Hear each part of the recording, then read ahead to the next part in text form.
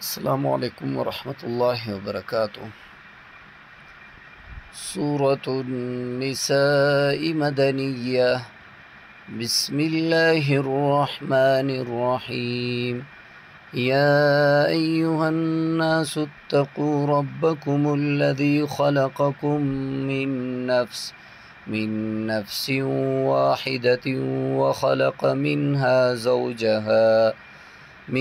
زوجها وبث منهما رجالا كثيرا ونساء.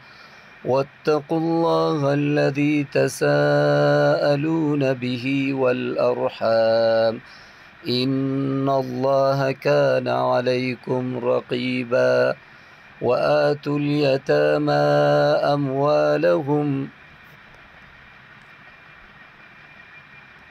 أموالهم ولا تتبدلوا الخبيث بالطيب ولا تأكلوا أموالهم إلى أموالكم إنه كان حوبا كبيرا.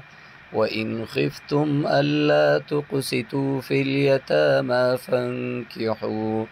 فانكحوا ما طاب لكم من النساء مثنى وثلاث ورباع. فإن خفتم ألا تعدلوا فواحدة أو ما ملكت أيمانكم ذلك أدنى ألا تعولوا. وآتوا النساء صدقاتهن نحلة فإن طبن لكم عن شيء منه نفسا فكلوه هنيئا مريئا. ولا تؤتوا السفهاء أموالكم التي جعل